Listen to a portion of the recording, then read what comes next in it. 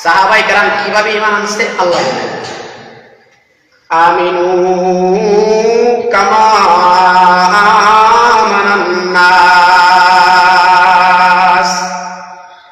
মহান মওলাই কারীম আল্লাহ পাক রব্বুল আলামিন বলেন, পৃথিবীর মানুষেরা আমিনু কামা আমানান নাস, তোমরা ঈমান আনো ওই সমস্ত মানুষদের মতো যারা নাকি ঈমানের জন্য নিজের জীবনটাকে বিসর্জন দিয়া দিচ্ছে। খলিফাতুর রাসূল হযরত ওমর রাদিয়াল্লাহু তাআলা আনহু একদিন মসজিদে নববীতে কোরআন সুন্নাহর আলোকে হৃদয় বিদারক বক্তব্য দিচ্ছিলেন। কোরআন সুন্নাহর আলোকে হৃদয় বিদারক বক্তব্য দিচ্ছিলেন। এক ফাঁকে হযরত ওমর রাদিয়াল্লাহু তাআলা আনহু বলে, এই মজমার সাহাবীরা শোনো, আমার জানা মতে, আমার বুঝ মতে, আমার দেখা মতে ইসলামের জন্য, ঈমানের জন্য হযরত বেলাল যে এরকম কষ্ট করছে ওই রকম কষ্ট কোন সাহাবী করে নাই। মজমাটার ভেতরে আল্লাহর নবীর প্রিয় আরেকজন সাহাবী হযরত খাব্বাব রাদিয়াল্লাহু তাআলা আনহু বসা ছিলেন। হযরত খাব্বাব দাঁড়ায় বলে, ওমর, আপনি ইসলামের ত্যাগের বেলায়, ঈমানের কষ্টের বেলায় বেলালের নামটা নিলেন, আমি খাব্বাবের নামটা বুঝে নিলেন না। হযরত ওমর রাদিয়াল্লাহু তাআলা আনহু বলে, খাব্বাব রে শোনো, আমি তোমার নামটা কেন নেই নাই জানো? ইসলামের জন্য, ঈমানের জন্য তুমি কেমন কষ্ট করছো আমি দেখিও নাই, জানিও নাই, বুঝিও নাই, এই জন্য আমি বেলালের নামটা নিলাম, তুমি খাব্বাবের নামটা আমি নেই নাই। ঠিক আছে, বলো তুমি ইসলামের জন্য, ঈমানের জন্য কেমন কষ্ট করছো?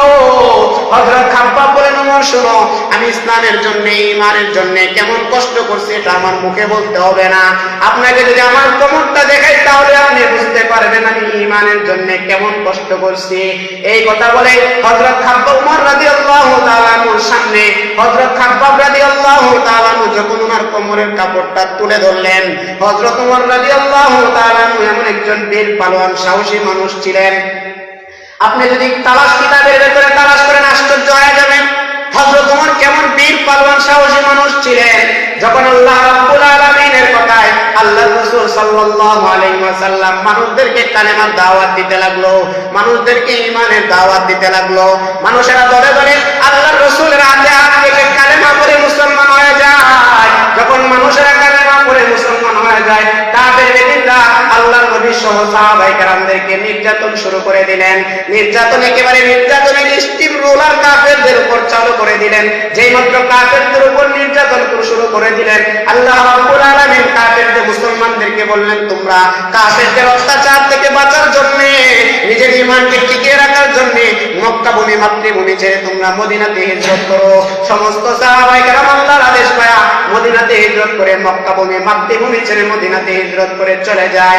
সমস্ত সাহাবীরা গোপনে গোপনে হিজরত করে যায়। আর যেদিন হযরত ওমর রাদিয়াল্লাহু তাআলা আনহু মক্কা ছেড়ে মদিনাতে হিজরত করবে, হযরত ওমর রাদিয়াল্লাহু তাআলা আনহু রাস্তা দিয়ে যায় আর কাফের বেদিনদেরকে ডেকে ডেকে যায়, এ আবু জাহেল, আবু লাহাব, উতবা, সাইবা, কে আসো? আমি আমার সাথে, আমি ওমরের সাথে মোকাবেলা করবা, সাহস থাকলে তো আমার সামনে আসো, আমি মক্কা ছেড়ে, মাতৃভূমি ছেড়ে মদিনাতে হিজরত করতেছি। এত সাহসী ছিলেন হযরত ওমর, এমন সাহসী ছিলেন কিতাবের মধ্যে উল্লেখ করছে হযরত ওমর রাদিয়াল্লাহু তাআলা একদিন আল্লাহর নবীর মজমার ভেতরে আসতেছেন।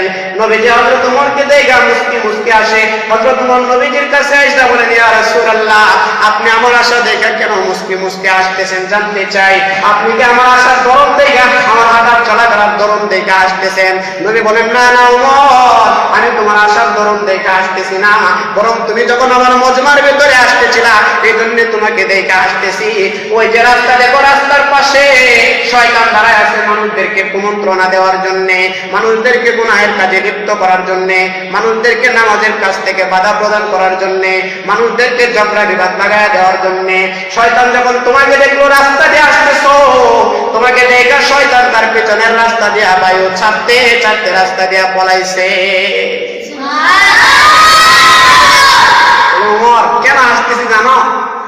শয়তান রাস্তায় দাঁড়া আসছিল, মানুষদেরকে কুমন্ত্রণা দিবে, কিন্তু তুমি ওমর যেই মাত্র রাস্তা দিয়ে আসতেছো শয়তান দেখছে, দেখে পিছনের রাস্তা দিয়ে বায়ু ছাড়তে ছাড়তে রাস্তা থেকে পালাইছে। আর আপনারা দেখলে শয়তান কাছে আয়, কিভাবে আরেকজনের দিয়ে ঝগড়া লাগাইবো, কিভাবে দুইজনের মধ্যে ঝগড়া লাগাবে, আরেকজনের ক্ষেতের লাইন কিভাবে কাটাবে, এগুলো আমাদেরকে দিয়ে শয়তান করায়। আর ওমরকে বলে, ওমর তোমাকে দেখে শয়তান পলায়ন করে। এমন একজন সাহসী মানুষ হযরত ওমর রাদিয়াল্লাহু তাআলা আনহু। হযরত ওমর রাদিয়াল্লাহু তাআলা আনহু যেই মাত্র খাব্বাবের কোমরটা ঘটনা দেখলেন খাব্বাব রাদিয়াল্লাহু তাআলা আনহু কোমর থেকে উনি ভয় পেয়ে গেলেন।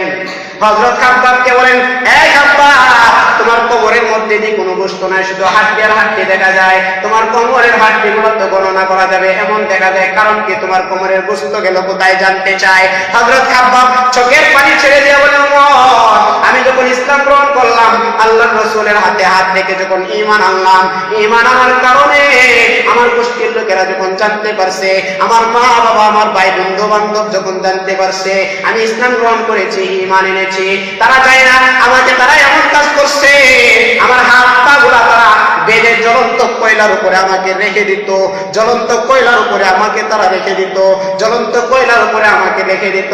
আর ওই জ্বলন্ত কয়লার উপরে আমার কোমরের গোশত গুলা বসে বসে পরে কম জ্বলন্ত কয়লা গুলা পর্যন্ত নেমে যাইত। হে ওমর, তারা আমাকে এমন ভাবে নির্যাতন করতো আর বলতো, খাব্বাব তুমি ইসলাম ছেড়ে দাও, ঈমান ছেড়ে দাও, ঈমান যদি না ছাড়ো তাহলে তোমাকে দুনিয়া থেকে বিদায় করে দেব, মৃত্যুর মুখে তোমাকে ঢলে পড়তে হবে। আমি তখন তাদেরকে ডেকে ডেকে বলতাম, শুনো কি বলতাম, তাদেরকে আমি তখন ডেকে ডেকে বলতাম, আমার গোষ্ঠীর লোকেরা, আমার বন্ধু বান্ধবেরা, শুনো, আমি ইসলামের জন্য আমার এই জীবন একবার নয় 1000 বার আমি আমার জীবন দিতে রাজি আছি, তবু আমি এক পরিমাণ বিন্দু পরিমাণ ঈমান থেকে পিছপা হব না।